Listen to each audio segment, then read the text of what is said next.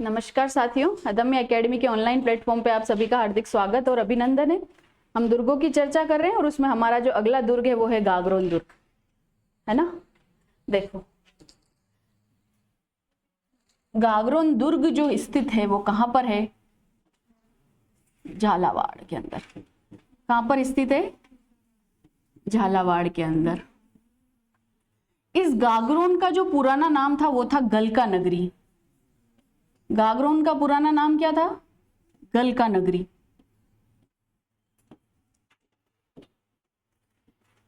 गलका नगरी।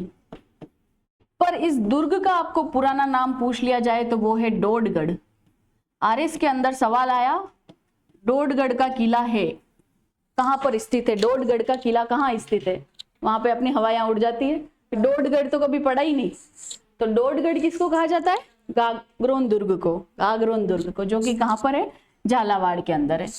फिर देखो आप, ये जो दुर्ग है ये काली सिंध और आहू नदी के संगम पर है।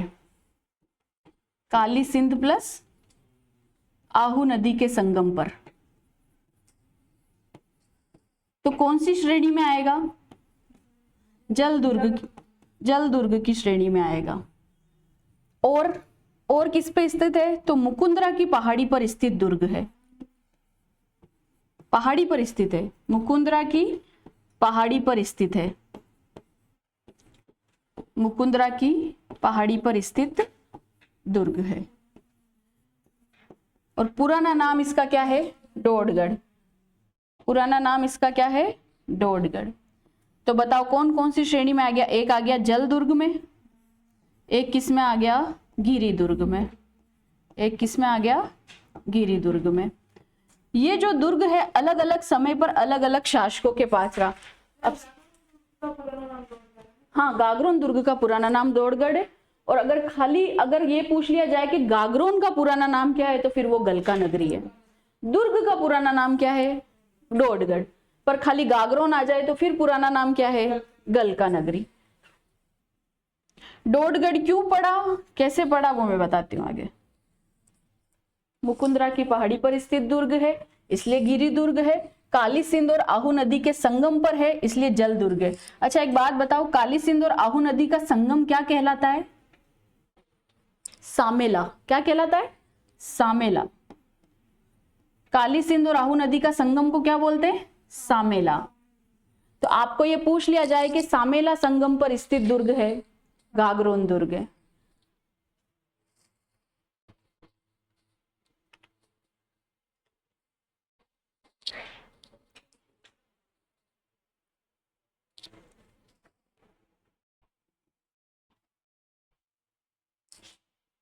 चले आगे।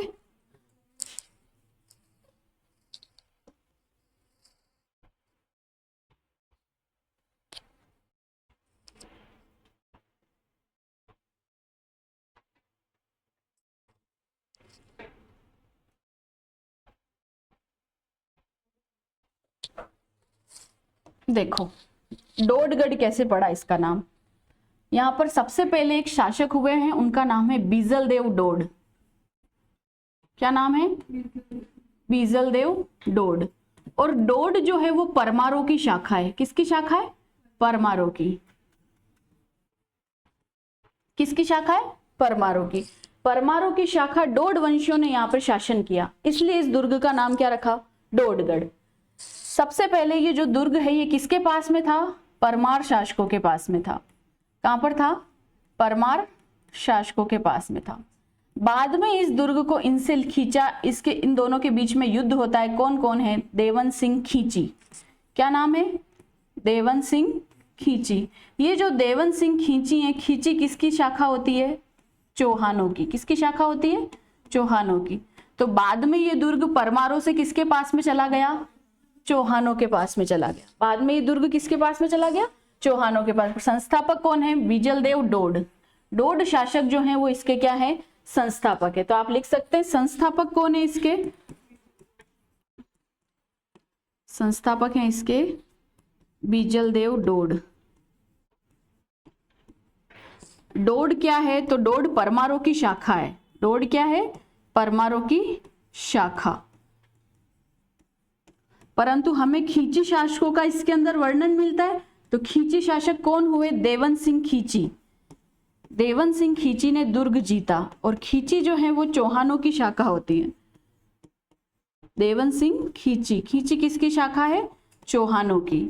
इन्होंने अब किसका आधिपत्य हो गया? आधिपत्य किसका हो जाएगा? खींचियों का।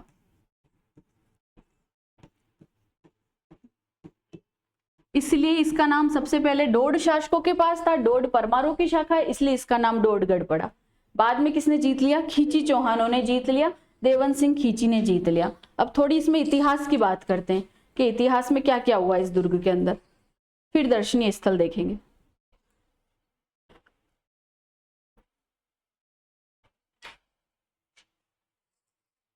चले आगे। अब देखो, सबसे पहला जो साका है इसके अंदर, प्रथम साका,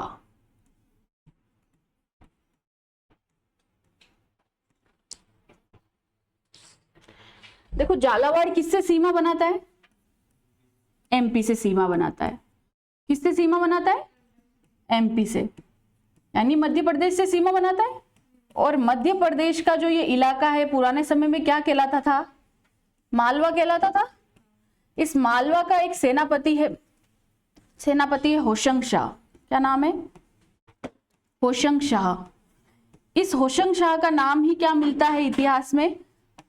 अलाप खां गोरी। क्या मिलता है?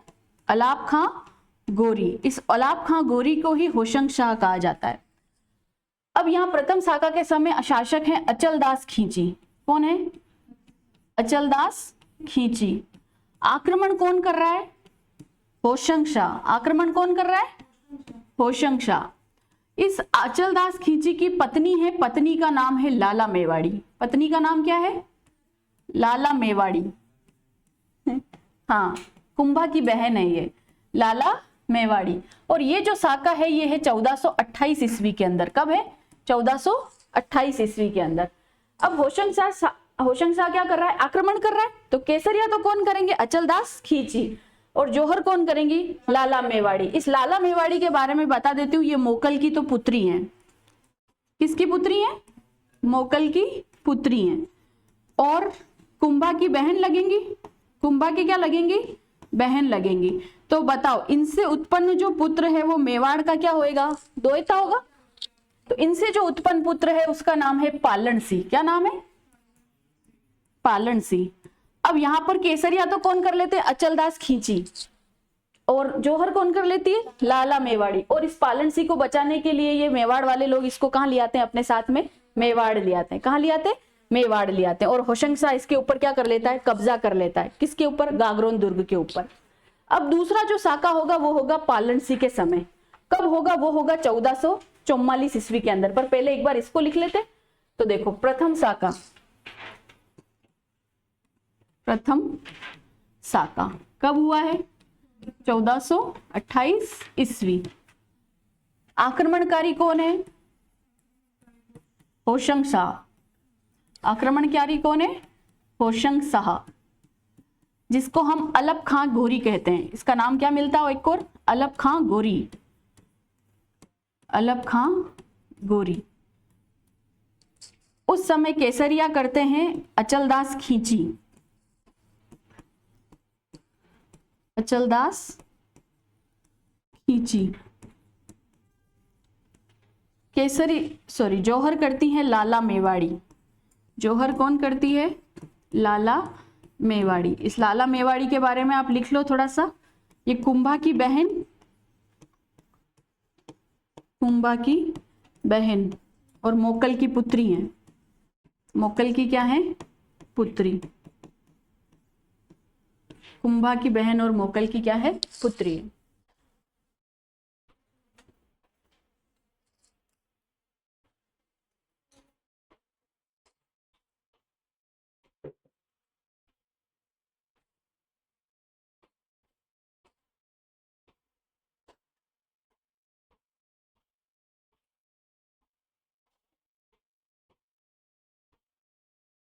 लिख लिया? अब देखो दूसरा साका। अब कौन होंगे? पालन सिंह बड़े हो गए। कहां पर रह के बड़े हो गए? मेवाड़ में रह के बड़े हो गए। अब ये पालनसी किसके संयोग से? मेवाड़ के संयोग से। किसके संयोग से? मेवाड़ के संयोग से। और मेवाड़ इनका क्या है? ननिहाल है। मेवाड़ इनका क्या है? नानेरा है। 1444 के अंदर, 1444 ईस्वी के अंदर वापस से होशंग शाह को हराकर क्या करते हैं? इसके ऊपर अधिपत्य स्वीकार करते हैं। तो यहां पर राजा कौन हो जाते हैं? पालनसी। राजा कौन हो जाएंगे? पालनसी। पालनसी पता चल गए कौन है? अचलदास खींची और लाला मेवाड़ी का जो पुत्र है वो कौन है? पालनसी है। और 1444 के अंदर ये यहाँ पर अधिकार कर रहे हैं और राजा कौन बन रहे हैं? पालनसी बन रहे हैं। राजा कौन बन रहे हैं? पालनसी बन रहे हैं। फिर क्या होता है उसके बाद में? यहां पर एक आक्रमणकारी आता है और आक्रमणकारी का नाम है महमूद खिलजी। क्या नाम है? आक्रमणकारी कौन है? महमूद खिलजी। एम के फर्स्ट। महमूद खिलजी भी कौन सा? प्रथम। महमूद खिलजी। ये अविवाहित होते हैं उस वक्त। पालनसी कौन होते हैं? अविवाहित होते हैं। और जब ये आक्रमण करता है 1444 के अंदर, महमूद खिलजी फर्स्ट। और जब ये आक्रमण करता है और आक्रमण करके इस दुर्ग को जीत लेता है तो गागरोन दुर्ग का नाम रख दिया जाता है मुस्तफाबाद। क्या रखा जाता है? गागरोन दुर्ग का नाम रख दिया जाता है मुस्तफाबाद। मुस्तफाबाद।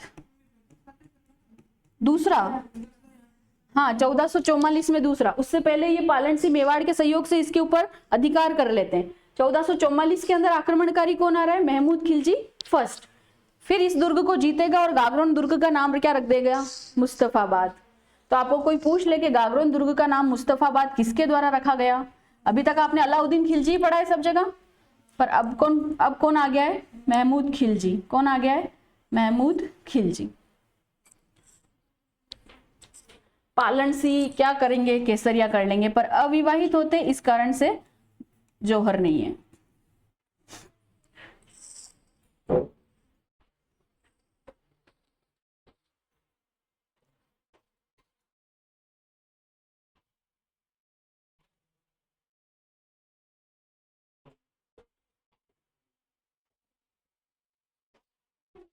महमूद खिलजी द्वारा इस दुर्ग का नाम क्या रख दिया जाता है जीतकर? मुस्तफाबाद। क्या रखा जाता है? मुस्तफाबाद।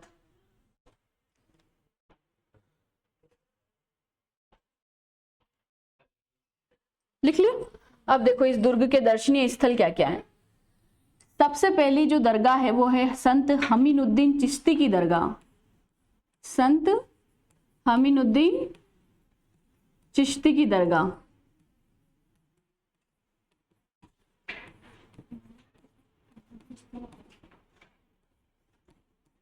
संत हमीनुद्दीन चिश्ती की दरगाह। मैंने आपको एक बार मीरान शाह की दरगाह बताई है, वो कहां पर है? अजमेर तारागढ़ के अंदर। ये हमीनुद्दीन चिश्ती की जो दरगाह है वही क्या कहलाती है? मीठे शाह की दरगाह कहलाती है। क्या कहलाती है? मीठे शाह की दरगाह। तो इसको बोलते हैं मीठे शाह की दरगाह। मीठे शाह की दरगाह। देखो ये हमीनुद्दीन चिश्ती जो है यहाँ पर एक शासक होते हैं जेत्र सिंह खींची। कौन होते हैं? जेत्र सिंह खींची। इनके समय गागरोन दुर्ग आते हैं और यहाँ आने के बाद इनकी मृत्यु हो जाती है। यहाँ आने के बाद इनकी क्या हो जाती है? मृत्यु हो जाती है। इसी कारण से यहाँ पर इनकी कब्र बनाई जाती है। क्या बनाई जाती है? यहाँ पर इनकी पहले क्या होती है? कब्र होती है। और इस कब्र को दरगाह का रूप किसने दिया? तो उस कब्र को दरगाह का रूप दिया है औरंगजेब ने। किसने दिया है? औरंगजेब ने। तो इनकी दरगाह किसने बनाई है? औरंगजेब ने। परंतु इनकी यहाँ आने के बाद में क्या हो जाती है? मृत्यु हो जाती है। इसलिए इनकी यहाँ पर क्या होती है? कब्र होती है। इस कब्र के ऊपर दरगाह किसने बनाई है? औरंगजेब ने। इसी को हम मीठे शाह की दरगाह कहते हैं। ये किसके शासन में गागरोन दुर्ग आते हैं? तो जेत्र सिंह खींची के शासन काल में। कब आते? कहाँ आते हैं? गागरोन आते हैं। इन हमीनुद्दीन चिश्ती को ही क्या कहा जाता है? मीठे शाह कहा जाता है। अगर आपसे मीरान शाह की दरगाह पूछ ली जाए तो वो है तारागढ़ दुर्ग अजमेर, पर मीठे शाह की दरगाह पूछ ली जाए तो वो कहां पर है? गागरोन दुर्ग झालावाड़। गागरोन दुर्ग झालावाड़। एक यहाँ पे संत पीपा की छतरी है ना? क्या है यहाँ पे? संत प्रताप सिंह खींची। संत पीपा की छतरी कहां पर है? गागरोन दुर्ग के अंदर है। इन्हीं का जो नाम है वो क्या है? प्रताप सिंह खींची। क्या नाम है इनका? प्रताप सिंह खींची। राजस्थान के अंदर भक्ति आंदोलन की अलख जगाने वाले प्रथम व्यक्ति, राजस्थान में भक्ति आंदोलन की अलख जगाने वाले कौन है? प्रथम व्यक्ति। अगर इन संत पीपा की क्या पूछ ली जाए, गुफा पूछ ली जाए, तो इन संत पीपा की गुफा कहाँ पर है? टोड़ा गांव टोंक के अंदर। कहाँ पर है? टोड़ा गांव टोंक के अंदर। पर अगर इनकी छतरी पूछ ली जाए तो छतरी कहाँ मिलेगी आपको? गागरोन दुर्ग झालावाड़ के अंदर। इनका पूरा नाम क्या है? प्रताप सिंह खींची। ये एक राजा थे। राजा होने के बाद में इन्होंने संन्यास धारण किया और राजस्थान के अंदर भक्ति आंदोलन की अलख जगाने वाले प्रथम व्यक्ति कौन है? संत पीपा, जिनका नाम क्या है? प्रताप सिंह खींची। तो संत पीपा की छतरी आपको गागरोन दुर्ग झालावाड़ में देखने को मिलती है। पर अगर आपसे संत पीपा की गुफा पूछ ली जाए तो वो है टोड़ा गांव टोंक के अंदर। कहां पर है? टोड़ा गांव टोंक के अंदर इनकी गुफा। पर छतरी कहां पर है?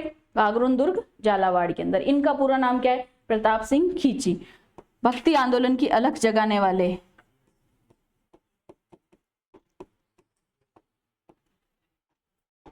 भक्ति आंदोलन की अलख जगाने वाले कहां पर? राजस्थान में भक्ति आंदोलन की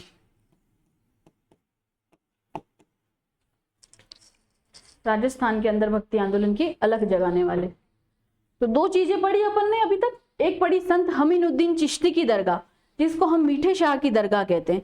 मीरान साहब की दरगाह पूछेंगे तो तारागढ़ दुर्ग अजमेर। शासक कौन है यहाँ पे? कब किसके समय में आए? ये जयत्र सिंह खींची के समय आए। उनकी मृत्यु हो जाती है आने के बाद में, इसलिए इनकी यहाँ पर क्या होती है? कब्र होती है। परंतु दरगाह किसके द्वारा बनाई गई? औरंगजेब के द्वारा बनाई गई। यहाँ पर ही संत पीपा की छतरी मिलती है। ये खींची चौहान है, इसलिए इनका किस वंश से, किस दुर्ग से संबंध आता है? गागरोन दुर्ग से संबंध। इन्हीं संत पीपा का ही नाम क्या है? प्रताप सिंह खींची।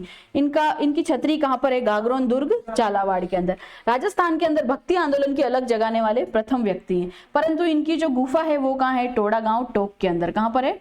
टोड़ा गांव टोंक के अंदर। अब देखो यहाँ पर एक बुलंद दरवाजा है। आरएस के अंदर सवाल पूछा गया कि किस दुर्ग के अंदर बुलंद दरवाजा स्थित है? गागरोन दुर्ग के अंदर। और इसका जो निर्माण कराया है वो कराया औरंगजेब ने। किसने कराया? औरंगजेब ने इसका निर्माण कराया। औरंगजेब के द्वारा निर्माण कराया गया। औरंगजेब के द्वारा क्या किया गया? निर्माण कराया गया। एक यहाँ पे जालिम सिंह का परकोटा मिलता है। क्या मिलता है? जालिम सिंह का परकोटा। ये क्या कौन थे ये जालिम सिंह? तो ये कोटा शासकों के दीवान थे। बाद में इस दुर्ग के ऊपर कोटा का आधिपत्य हो गया था, तो कोटा शासकों के क्या थे? दीवान। कोटा शासकों के दीवान थे जालिम सिंह। इन जालिम सिंह ने इस दुर्ग का परकोटा बनाया। जालिम सिंह झाला नाम मिलता है इसका, इनका जालिम सिंह झाला। इन्होंने क्या बनाया? दुर्ग का परकोटा बनाया। दुर्ग का क्या बनाया? परकोटा बनाया। दुर्ग का क्या बनाया? परकोटा बनाया।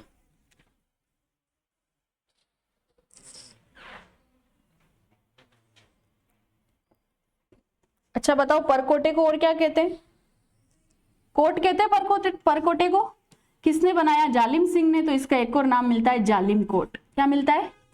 जालिम कोट। एक है यहाँ पर स्थान है गीद कराई। देखो गीद कराई क्या होता है? गीद कराई एक ऐसी पहाड़ी है, जितने भी लोग राजनीतिक क्या करते हैं, राजा से क्या करते हैं? बगावत करते हैं। राजनीतिक बगावत क्या होती है? उसी के लोग, राजा के ही छोटे भाई वगैरह जो राजा से बगावत करते हैं, उनको जेल में बंद कर दिया जाता है और इस पहाड़ी के ऊपर ले जाके क्या किया जाता है? उनको धक्का दे दिया जाता है। तो वो क्या कहलाता है? स्थान गीद कराई कहलाता है। तो राजनीतिक कैदियों को मृत्युदंड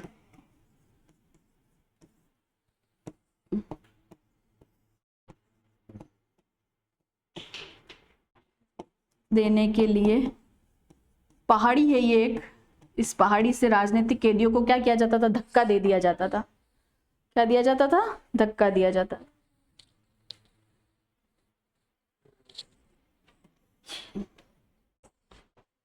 अब यहां तक लिख लिया।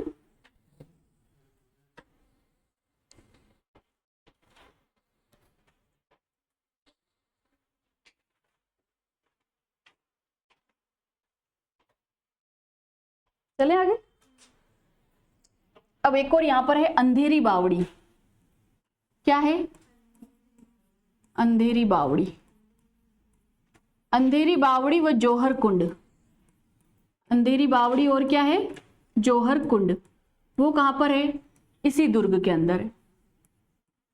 इसी दुर्ग के अंदर गागरोन दुर्ग के अंदर। ये मत भूल जाना कौन सा दुर्ग पढ़ रहे, गागरोन दुर्ग में, ठीक है। अंधेरी बावड़ी और जौहर कुंड। देखो जौहर कुंड क्या होता है? नहीं, जौहर कुंड ये होता है कि रानियां जौहर करने से पहले जिस तालाब या जिस कुंड के अंदर स्नान करती हैं और अपना श्रृंगार करती हैं, बाद में वहां से स्नान करने के बाद में, वो स्थान जौहर कुंड कहलाता है।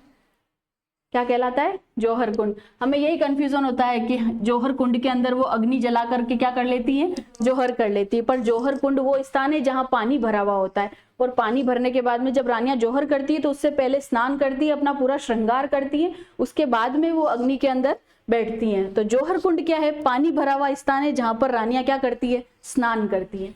अंधेरी बावड़ी और जौहर कुंड इसी दुर्ग के अंदर है। फिर यहाँ पर एक कोटा की टकसाल है। कोटा की टकसाल। टकसाल क्या होती है? सिक्के ढालने का कारखाना। टकसाल क्या होता है? सिक्के ढालने का कारखाना। तो ये जो टकसाल है ये किसका सिक्का बनाती थी? गुमान सिंह का सिक्का।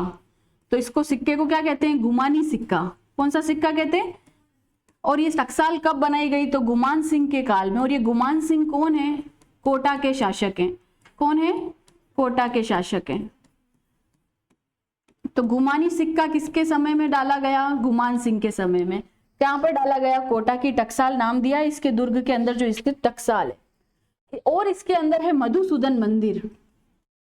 कौन सा मंदिर है? मधुसूदन मंदिर। ये जो मधुसूदन मंदिर है ये बनाया है आपका दुर्जन सिंह ने। किसने बनाया है? दुर्जन सिंह ने। दुर्जन सिंह हाड़ा। दुर्जन सिंह हाड़ा ने।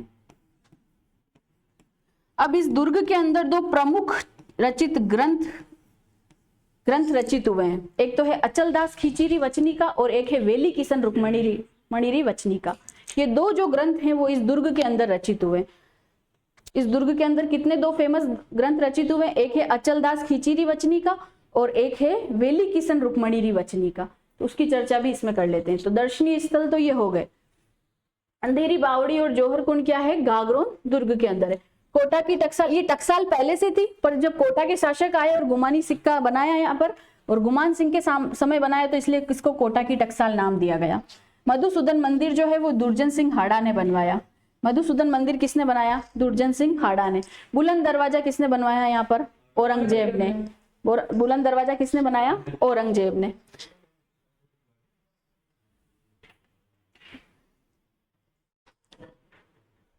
चले आगे।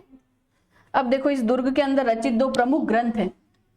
इस दुर्ग में रचित दो प्रमुख ग्रंथ है। रचित दो प्रमुख ग्रंथ। उसमें सबसे पहला जो ग्रंथ आता है वो आता है अचलदास खींचीरी वचनी का। अचलदास खींचीरी वचनी का। और ये जो वचनिका लिखी गई है ये लिखी गई है 1428 ईस्वी के अंदर। और ये किसके द्वारा लिखी गई है? तो लिखी गई है शिवदास गार्डन के द्वारा। किसके द्वारा लिखी गई है? शिवदास गार्डन के द्वारा। इसके बारे में कुछ विस्तृत चर्चा नहीं मिलती है, सिर्फ आपको इतना याद रखना है कि ये कब लिखी गई और किसके द्वारा लिखी गई, कौन से दुर्ग में लिखी गई, कौन से राजा के बारे में इसमें बताया गया। तो अचलदास खींची के बारे में बताया गया। कब लिखा उन्होंने? 1428 के अंदर लिखा। किसने लिखा? शिवदास गार्डन ने लिखा। दूसरी जो बात आती है वो आती है वेली किशन रुक्मणीरी वचनी का। क्या है? वेली किशन रुक्मणीरी वचनी का। रुक्मणीरी वचनी का। और ये लिखी है पृथ्वीराज राठौड़ ने। और कब से कब तक लिखी है? तो 1577 से 1580 के बीच में लिखी है। कंप्लीट अगर ईयर पूछ लिया जाए तो 1580 होगा, पर अगर पूरा ऐसा सन आ जाए तो 1577 से 1580 हो जाएगा। 1577 से 1580, पर कंप्लीट कब हुई? 1580 के अंदर। अब देखो इसको जो लिखा है वो लिखा है पृथ्वीराज राठौड़ ने। किसने लिखा है? पृथ्वीराज राठौड़ ने। और ये पृथ्वीराज राठौड़ कौन है? कल्याणमल के पुत्र है। बीकानेर शासक कल्याणमल के क्या है? पुत्र हैं। ये कल्याणमल क्या करते हैं? अकबर की अधीनता स्वीकार करते हैं और इनको क्या कहां भेज देते हैं, अकबर की शरण में भेज देते हैं। हाँ, कल्याणमल के पुत्र हैं ये, और इनको अकबर की शरण में भेजा जाता है। अब ये जो पृथ्वीराज राठौड़ इस ग्रंथ को लिख रहे, कौन सा ग्रंथ लिख रहे हैं, वेली किशन रुक्मणी वचनी का। इस ग्रंथ के अंदर दो प्रमुख पात्र हैं, और वो जो पात्र हैं वो है पाथल और पीथल। बताओ कौन से पात्र हैं, पाथल और पीथल। जिसमें पाथल कौन है, महाराणा प्रताप। पाथल किसको कहा गया है, महाराणा प्रताप को। और पीथल किसको कहा गया है, स्वयं पृथ्वीराज राठौड़, स्वयं पृथ्वीराज राठौड़। पर अगर आपको ये पूछ लिया जाए कि पाथल और पीथल जो ग्रंथ है वो किसने लिखा है, तो वो लिखा है कन्हैयालाल सेठिया ने। पर अगर आपको ये पूछ लिया जाए कि वेली किशन रुक्मणी वचनी का किसने लिखा है, तो वो लिखा है आपका पृथ्वीराज राठौड़ ने। और इसी ग्रंथ के अंदर दो प्रमुख पात्र बताए गए हैं, पाथल और पीथल। इस पाथल और पीथल को अगर किसी ने लिखा है तो वो है आपके कन्हैयालाल सेठिया। इसके बोल किसी को पता है?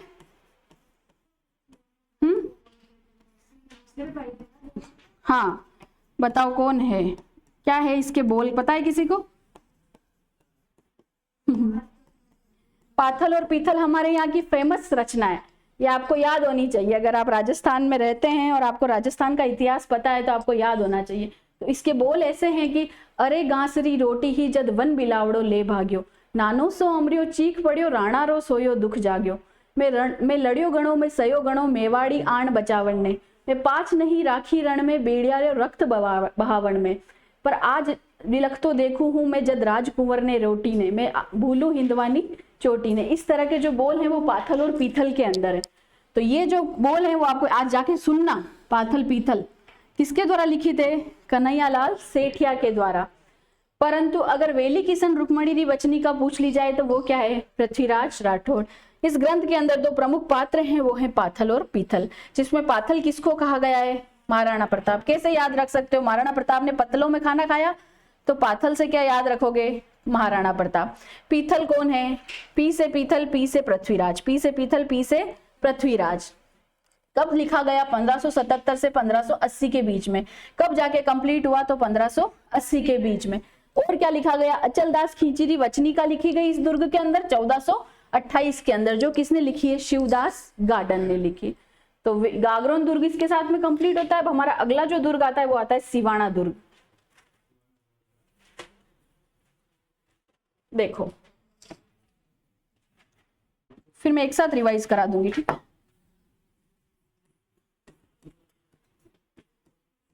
सिवाना दुर्ग, पहले ये दुर्ग जालोर में पड़ता था, परंतु अब ये दुर्ग कहां पड़ता है, बालोतरा के अंदर। कहां पर पड़ता है, बालोतरा के अंदर। ये जो दुर्ग है लूणी की सहायक नदी सूकड़ी नदी के किनारे स्थित है। कहां पर स्थित है, लूणी की सहायक सूकड़ी नदी के किनारे। लूणी की सहायक, और लूणी की सहायक कौन है, सूकड़ी नदी। सूकड़ी नदी के किनारे स्थित है। और कहां है, तो 56 की पहाड़ियों में भी हल्देश्वर पहाड़ी है। 56 की पहाड़ियों में, 56 की पहाड़ियों में हल्देश्वर पहाड़ी पर स्थित, हल्देश्वर पहाड़ी पर स्थित।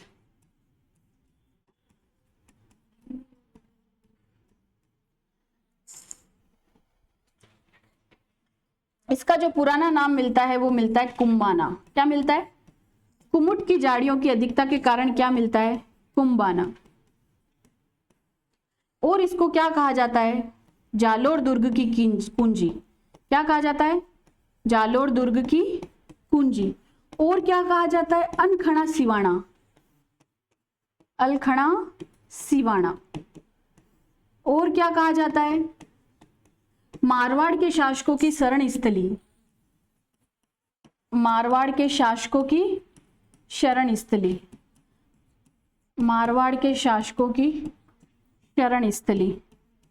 अच्छा, अगर आपको जयपुर के शासकों की शरण स्थली पूछ ली जाए तो नाहरगढ़। जयपुर के शासकों की शरण स्थली पूछ ली जाए तो नाहरगढ़, और मेवाड़ के शासकों की पूछ ली जाए तो कुंभलगढ़। उसी प्रकार से मारवाड़ के शासकों की जो शरण स्थली है वो कौन सा दुर्ग है, सिवाना दुर्ग है। इसमें एक तो चंद्रसेन राठौड़, राव चंद्रसेन, उसके अलावा मालदेव, मालदेव, इन दोनों ने शरण ली है। मालदेव ने क्या किए? शरण लिए। जालोर दुर्ग की कुंजी अलखणा सिवाना पूरा अभी स्थित कहां पर है? बालोतरा के अंदर। कहां पर स्थित है? बालोतरा के अंदर। लिखो इसको।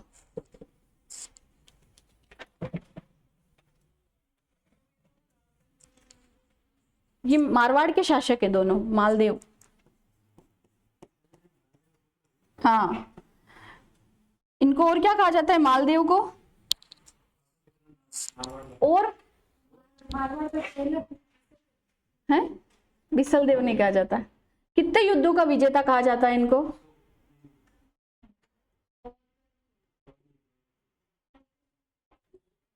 कितने कितने युद्धों का विजेता? 80 युद्धों का। कितने? 80 युद्धों का विजेता किसको कहा जाता है? और इसको क्या कहा जाता है? मारवाड़ का भूला बिसरा राजा।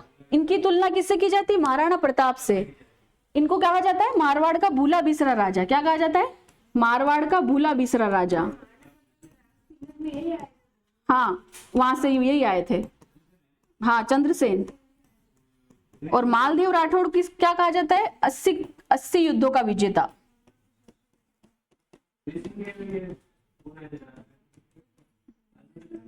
80 युद्धों का विजेता। यहां तक लिख लिया। यहाँ पे शरण स्थली ली इन्होंने, शरण लिया यहाँ पर आके। इनके संकट के समय ये यहाँ पर आके रहे। संकट के समय क्या किया इन्होंने यहाँ पर आके? हाँ, राव चंद्रसेन और मालदेव राठौड़।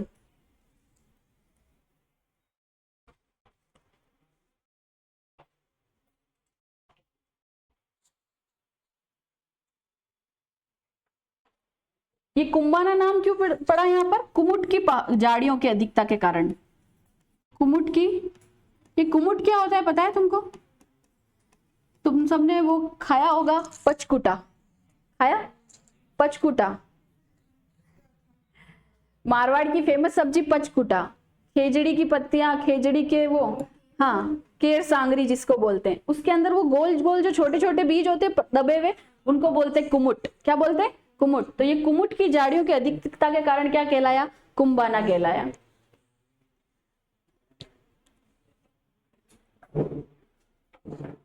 तो ये मारवाड़ के शासकों की शरण स्थली कौन सा दुर्ग रहा है? सिवाना दुर्ग रहा है। यहां पर आके इन शासकों ने क्या लिया? अपने संकट के समय शरण ली थी। और इसी प्रकार से अगर जयपुर के शासकों की पूछ ली जाए तो नाहरगढ़, और अगर मेवाड़ के शासकों की पूछ ली जाए तो फिर कौन सा है? कुंभलगढ़। मेवाड़ के शासकों की पूछ ली जाए तो कुंभलगढ़।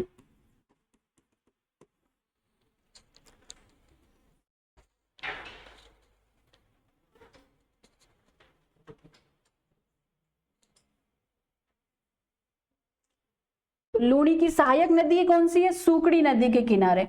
अगर आपको सिर्फ 56 की पहाड़ियां दे दी जाए तो सिवाना दुर्ग है, हल्देश्वर की पहाड़ी दे दी जाए तो भी सिवाना दुर्ग है, क्योंकि 56 की पहाड़ियों में भी कौन सी पहाड़ी पर स्थित दुर्ग है? हल्देश्वर पहाड़ी के ऊपर स्थित दुर्ग है।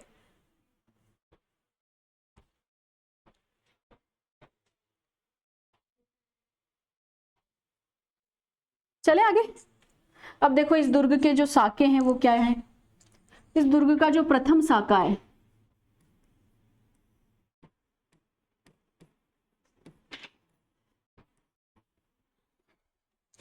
आक्रमणकारी जो है वो है अलाउद्दीन खिलजी। आक्रमणकारी कौन है? एक ही लिख दूं मैं उसको? हाँ, अलाउद्दीन खिलजी। ठीक है। यहां पर जो इस समय शासन कर रहे हैं वो कर रहे हैं सातल देव चौहान। शासक कौन है यहां पर? सातल देव चौहान। ये जो सातल देव चौहान है ये कान्नड़ देव के भतीजे हैं। और कान्नड़ देव हमने कहां पढ़ा था? जालोर दुर्ग में पढ़ा था। सातल देव चौहान कौन है? कान्नड़ देव के भतीजे हैं। कान्नड़ देव के भतीजे हैं। अब अलाउद्दीन खिलजी जो घेरा डालता है, इस समय अलाउद्दीन खिलजी का एक सेनापति होता है और सेनापति का नाम है कमालुद्दीन गुर्ग। सेनापति का नाम क्या है? कमालुद्दीन गुर्ग। ये जो कमालुद्दीन गुर्ग है ये सातल देव का एक सेनापति होता है और सातल देव के सेनापति का नाम है भाईला पंवार। क्या नाम है? भाईला पंवार। ये भाईला पंवार जो है वो किसके साथ में धोखा कर देता है? सातल देव चौहान के साथ में धोखा कर देता है। गोमांस को ले जाकर इसके अंदर पानी के कुंड में मिला देता है, गोमांस से दूषित कर देता है पानी को। हाँ, गोमांस से क्या कर देता है, दूषित कर देता है। और अलाउद्दीन खिलजी का सेनापति कमालुद्दीन गुर्ग जो है वो इस दुर्ग को जीत लेता है। और ये जो साका हुआ है वो तो हुआ है 1310 में, परंतु आक्रमण जब डाला, घेरा जब डाला तो वो समय था 1308 ईस्वी। 2 साल तक का क्या किया, घेरा डाला। 2 साल तक क्या किया, घेरा डाला। 2 साल तक इसको अपने अंदर मिलाने के लिए क्या रची, योजनाएं रची, प्लानिंग करी। तालाब का नाम भी बता देती हूँ, तालाब का नाम है भांडेराव तालाब। तालाब का नाम क्या है, भांडेराव तालाब। एक मैंने रणथंभौर दुर्ग के अंदर तालाब बताया था, कौन सा तालाब बताया था, कौन सा वाला, पदमला तालाब। कौन सा तालाब बताया था, पदमला तालाब। हाँ, हड्डियां मिक्स कर देती, यहाँ पर गोमांस से दूषित कर देता है। तालाब का नाम है भांडेराव तालाब।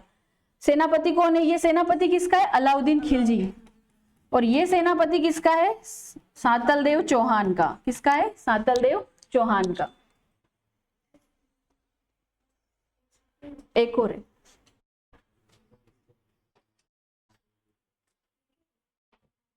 ये भाईला पंवार जो है ये सातलदेव चौहान के सेनापति हैं। हाँ? सातलदेव चौहान, क्या लिखा मैंने, सातलदेव चौहान। जैसे अलाउद्दीन खिलजी लिखा वैसे मैंने सातलदेव चौहान लिख दिया। एसटीसी तो तुमको करनी पड़ेगी।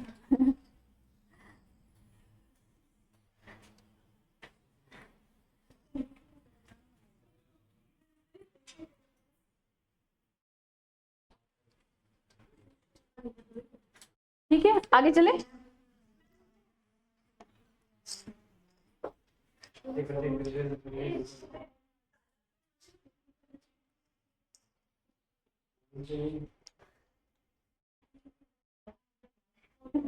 हो गया, चले आगे। अब देखो दूसरा साका इस दुर्ग का। दूसरा जो साका हुआ है वो हुआ है 1582 ईस्वी के अंदर। कब हुआ है, 1582 ईस्वी के अंदर। आप सभी को पता है मारवाड़ के शासक मोटा राजा उदय सिंह अकबर की अधीनता स्वीकार करने वाले प्रथम। तो इस समय आक्रमणकारी तो होगा, वो कौन होगा, अकबर। आक्रमणकारी कौन होगा, अकबर। परंतु ये भेजेंगे किसको सेनापति के रूप में, मोटा राजा उदय सिंह को। किसको भेजेंगे, मोटा राजा उदय सिंह को। किसको भेजेंगे, मोटा राजा उदय सिंह को। मोटा राजा उदय सिंह कहां पर आक्रमण करेंगे, जालोर के दुर्ग के ऊपर आक्रमण करेंगे। इस समय यहां पर जो शासक हैं वो है कल्याण दास। क्या नाम है, कल्याण दास। इनकी जो पत्नी है वो हाड़ी रानी है, और हाड़ी रानी केसरिया करेंगी, जो कि सुरजन सिंह हाड़ा की बहन है। हाड़ी रानी, और हाड़ी रानी कौन है, सुरजन सिंह हाड़ा की बहन।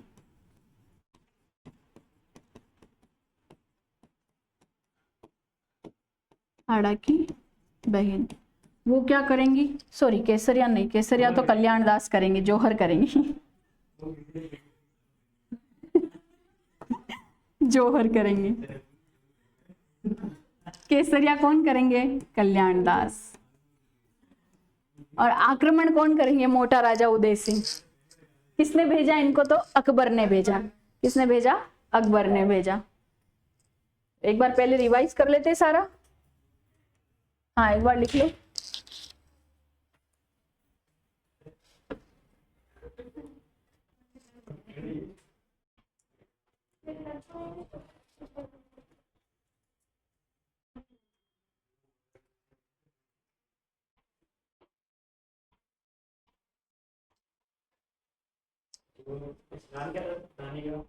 वो नहीं पता, इतिहास के अंदर नहीं मिलता। हाँ, सुरजन सिंह हाड़ा की बहन है ये, और इनको हाड़ी रानी कहा जाता है। हाड़ा इसलिए क्या कहा जाता है, हाड़ी रानी। देखो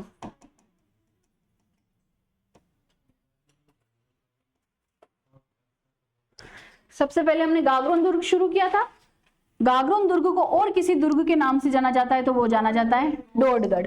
गागरोन जो दुर्ग है वो कहां पर स्थित है? झालावाड़ के अंदर। पर अगर आपसे पूछ लिया जाए सिर्फ गागरोन का पुराना नाम क्या है तो वो है गलका नगरी। क्या है? गलका नगरी। ये जो गागरोन दुर्ग है ये काली सिंध और आहू नदी के संगम पर स्थित है और इन दोनों नदियों का संगम जो कहलाता है वो कहलाता है सामेला। ये जो दुर्ग है वो मुकुंदरा की पहाड़ी पर स्थित दुर्ग है, इसी कारण से ये जल दुर्ग में भी आता है और गिरी दुर्ग के अंदर भी आता है। फिर देखो ये डोड क्यों कहलाया, डोडगढ़ क्यों कहलाया? बीजल देव डोड है। डोड क्या है? परमाणु की शाखा है, परमाणु की शाखा है। पर इनका युद्ध होता है देवन सिंह खींची से। जो खींची होते हैं वो चौहानों की शाखा होती है। तो इन बीजल देव डोड और देवन सिंह खींची के मध्य युद्ध होता है और उसके बाद में इस दुर्ग के ऊपर किसका आधिपत्य हो जाता है? खींचियों का आधिपत्य हो जाता है। फिर मैंने आपको बताया कि इस दुर्ग के अंदर जो प्रथम साका हुआ है वो हुआ है 1428 के अंदर, और 1428 के अंदर ही अचलदास खींची उस समय क्या कर रहे होते हैं? शासन कर रहे होते हैं। और इनकी जो पत्नी है वो है लाला मेवाड़ी। क्या है? लाला मेवाड़ी। ये लाला मेवाड़ी जो है वो मोकल की पुत्री है और कुंभा की क्या है? बहन है। इन दोनों से जो उत्पन्न पुत्र है उसका नाम है पालन सिंह। अब यहाँ पर क्या हो गया? ये केसरिया कर लेंगी और ये क्या कर लेंगी? जौहर कर लेंगी। तो पालन सिंह को ननिहाल वाले कहाँ ले जाते हैं? मेवाड़ ले जाते हैं। उस बीच में होशंग शाह जो है वो क्या कर लेता है? इसके ऊपर आधिपत्य कर लेता है, इस दुर्ग के ऊपर, और तब तक इन्हीं लोगों का शासन रहता है। पर फिर बाद में मेवाड़ के संयोग से पालन सिंह वापस से कहां पर अधिकार करता है? गागरोन के दुर्ग के ऊपर। पर 1444 के अंदर पालन सिंह जब राजा होता है तो वहां पर आक्रमणकारी आता है और आक्रमणकारी का नाम है महमूद खिलजी फर्स्ट। ये महमूद खिलजी इस गागरोन के दुर्ग को जीतकर नाम क्या रख देता है? मुस्तफाबाद। क्या नाम रखता है? मुस्तफाबाद। फिर इस दुर्ग के अंदर कुछ दर्शनीय स्थल है, उसमें सबसे पहला है संत हमीनुद्दीन चिश्ती की दरगाह। ये संत हमीनुद्दीन चिश्ती की दरगाह ही मीठे शाह की दरगाह कहलाती है। उस समय जब ये हमीनुद्दीन चिश्ती जो है आते हैं, कब आते हैं? गागरोन आते हैं जयत्र सिंह खींची के शासन काल में, और यहाँ आने के बाद में इनकी क्या हो जाती है? मृत्यु हो जाती है। इसलिए इनकी यहाँ पर क्या बनाई जाती है? कब्र बनाई जाती है। पर इस कब्र को दरगाह का रूप कौन देते हैं? औरंगजेब देते हैं। यहाँ पर संत पीपा की छतरी है। क्यों है? संत पीपा जो है खींची वंश से संबंध रखते हैं, इनका नाम प्रताप सिंह खींची है।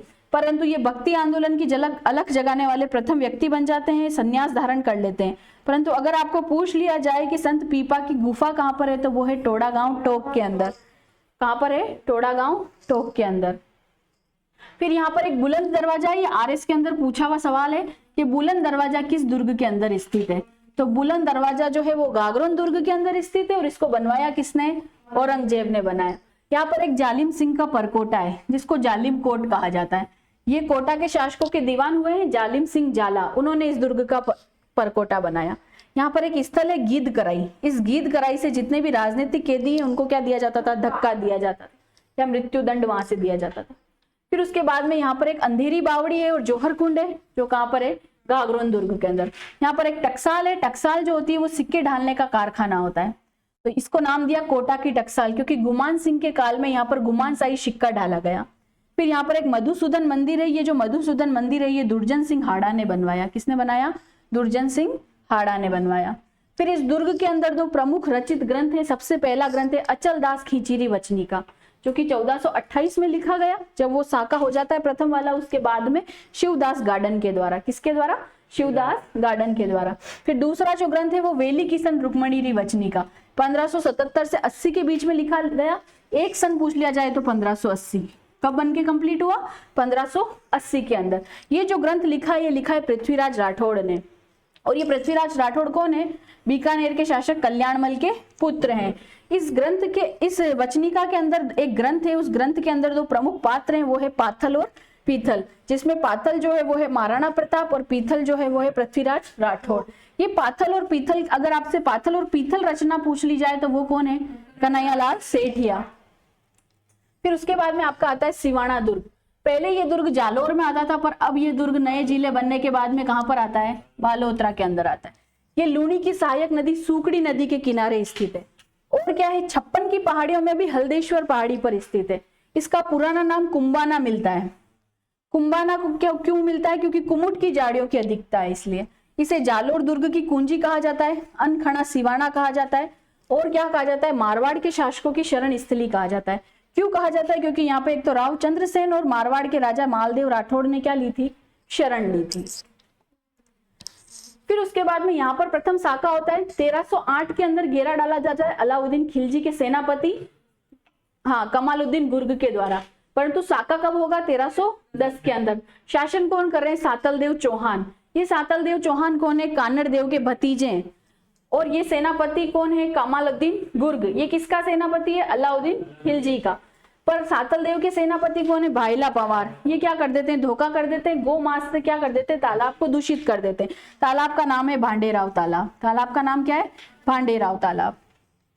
फिर दूसरा जो साका होता है 1582 के अंदर। आक्रमणकारी तो अकबर है, परंतु सेनापति के रूप में किसको भेजते हैं? मोटा राजा उदय सिंह को। शासक उस समय होते हैं कल्याण दास। शासक कौन होते हैं? कल्याण दास। कल्याण दास क्या करते हैं? केसरिया करते हैं। और जौहर करती है हाड़ी रानी। जौहर कौन करती है? हाड़ी रानी, जो कि सुरजन सिंह हाड़ा की क्या है? बहन है। अब इससे आगे की बात अपन नेक्स्ट क्लास में